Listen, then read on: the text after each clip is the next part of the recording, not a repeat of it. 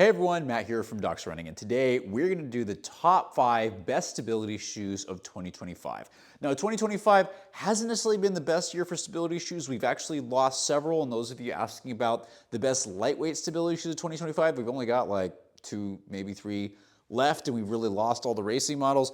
But in terms of daily trainers, we've actually made quite a bit of forward progress. So less but better. So some of these shoes I have really enjoyed. Some of these are actually my top shoes of the year, and I want to help all of you that had stability needs figure out, hey, if you're looking for something from 2025, which of these might work best for you? And we're going to talk about all 5 of these and figure out which person might fit each shoe. So as always, we're going to start off with specs. Coming in and talking about my favorite is the Asics Gel Kayano 32. Now, this is a phenomenal shoe, which I probably just mispronounced and said name correctly, but I'm going to move on from that. This has been not only my favorite stability shoe of the year, it might be one of my favorite training shoes of the year in general. Spec-wise, coming in at 11 ounce in my size 10 or 310 grams, 40 millimeters in the heel, 32 in the forefoot for now, an 8 millimeter drop, which is the first time this series has had an 8 millimeter drop in its entire 30-plus year history.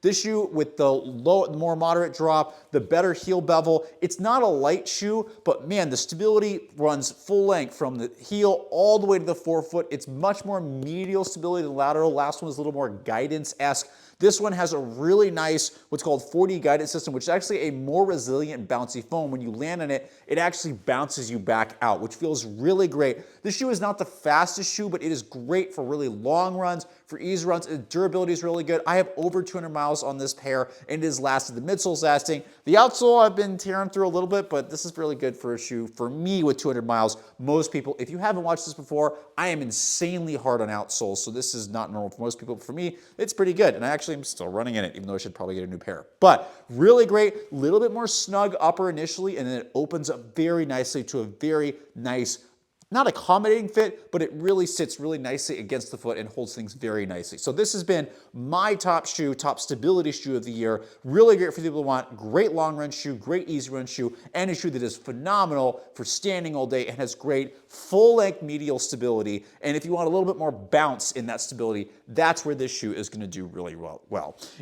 Coming in at number 2 is going to be the Saucony Hurricane 25. We thought 24 was not going to exist. 24 came back. It was a little heavy, a little clunky.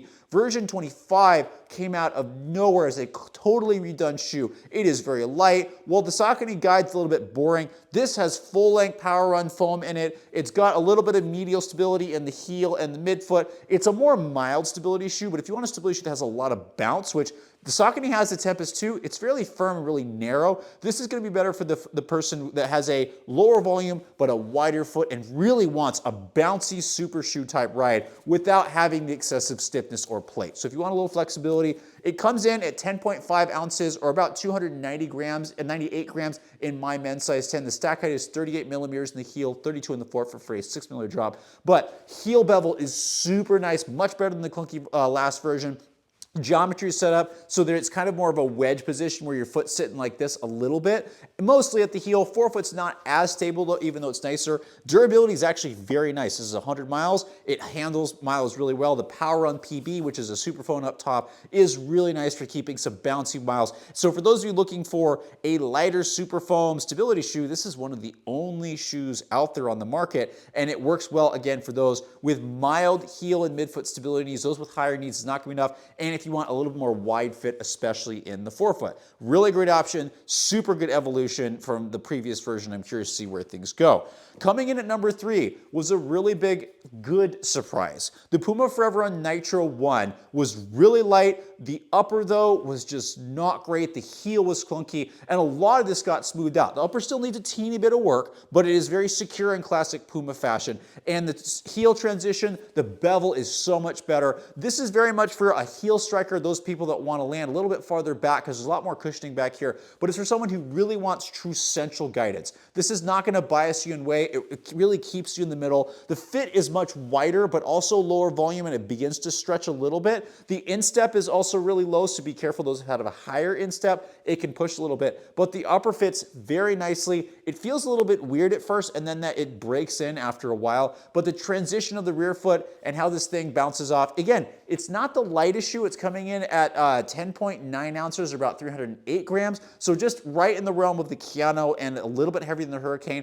But the midsole, this nitro foam, actually bounces really, really well. So not a fast shoe, but it can still has some versatility and some paces, and it really is great in getting into long runs and going mile after mile after mile. Really enjoyed this shoe. Again, all the last three, this one including, I have 100 miles on and I've really enjoyed it. So a little bit wider, a little bit more heel strike, a little bit more foam back here, and really nice central guidance is where this is going to work best for a lot of people. Coming in at number 4 is going to be the Adidas Supernova Solution 2. Now, there are some lists that I almost didn't quite include this on, but really this shoe has lasted so well, and it's one of the few light stability shoes on the market. The Hyperion GTS is gone, and even though it sits in a kind of similar way, the Asics 2014 just didn't cut it this year. The heel is not very endurable, and it was really has caused me actually some major issues. This shoe, on the other hand, does have a little bit of Puma in here. The Dream Strike Plus is technically Puma foam, but it is the lightest of this entire group. I've got over 100 miles on it. This one's coming in at 9.6 ounces for my size 10, so that's 272 grams. Really light. So men's size 9, it's like 9 ounces, so much lighter than a lot of the other shoes on the market. Maybe one of the lightest stability shoes out there, because the Tempest is heavier than this. It is nice because it's not as stiff, but it's got a really nice bouncy heel, and despite this posterior flare, it's got a really nice smooth heel transition. It's not the highest stack of all these. It's 36 millimeters in heel, 26 in the forefoot for a 10 millimeter drop. The forefoot can feel a little bit firm on longer runs, but this is one of these shoes that you can really pick up the pace in. If you absolutely need heel stability, this is a mild stability shoe. It's not aggressive, mostly in the heel. If you need a little bit of stability, this shoe is great for doing tempo runs, up-tempo efforts, and maybe if you don't want to plate, this could totally work as a stability racing shoe, because this is what we got, right? It's excellent. Uppers just a little bit wider, while you can snug it down a little bit. It's a little wider up here, but then it snugs into the midfoot and heel really nicely. Little bit of extra padding back here, but very durable outsole and holds up really well, no matter what you throw at it. I've done long runs, tons of easy runs, tons of workouts in this shoe, and really enjoyed it. And it was a big surprise because I hadn't tried the previous version, and I really wanted to try this. So definitely one if you want a light stability shoe that can still tempo. Really good option. And finally, the final one was actually really hard to choose. There were some halfway decent ones here, but a lot of these didn't they didn't wow me as much. But I'm going to give 2 shout outs here. The first one, the Brooks Listrand GTS 22.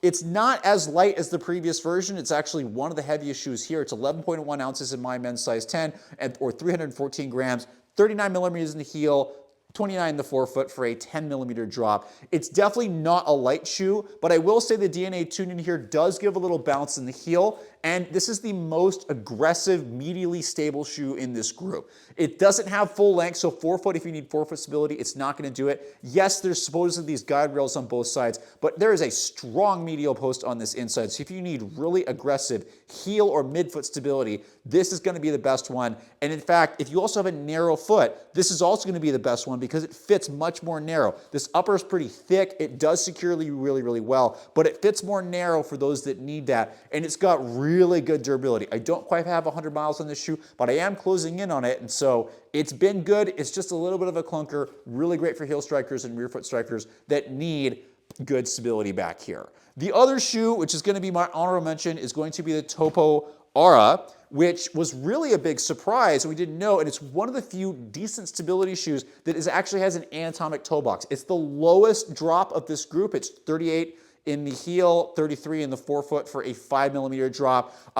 It comes from a medial post here, but the really nice forefoot and wide anatomic toe box is extremely nice. It's great for walking. It is a little bit heavier, but what's nice about this shoe is that, again, it's great for walking. It doesn't have as much bounce, but again, if you need a little more anatomic shoe, this is going to be an option. So those are the top stability shoes of 2025. We didn't get a lot. As I said, we lost a lot. We lost some of the lighter shoes, the Hyperion GTS 2, but there are some interesting things coming. And I will say I am very excited. I don't know when they're coming. They're probably going to be 2026, but shoes to pay attention to is going to be the Nike Structure Plus, which I have zero information on. I have no idea when that's going to come out. It's supposedly a lighter structure, and hopefully it's going to have some Zoom X in it. Who knows what that's going to look like? And there's also, as I'm seeing photos of it, the Saucony Tempest 3, which looks like it's going to actually have PowerRun HG in the midsole, and it's going to drop to 8.3 ounces. So if that comes to the United States, there's some rumors that it won't,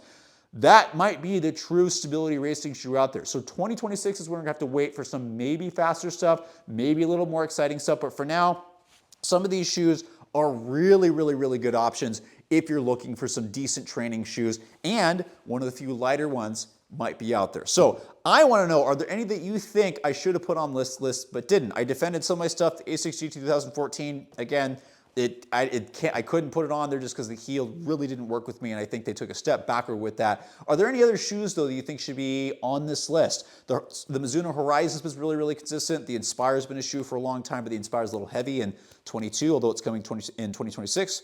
Might be a really awesome shoe. What stability shoes did you enjoy? And if you could design your own stability shoe, what would it look like? I'm really curious because I really want developers to know that those of us that need stability, we're still out here. Are we having to rely more and more on stable neutral? Is stable neutral getting better? Yes, but there are people that are still going to need stability. So companies, please, we need them.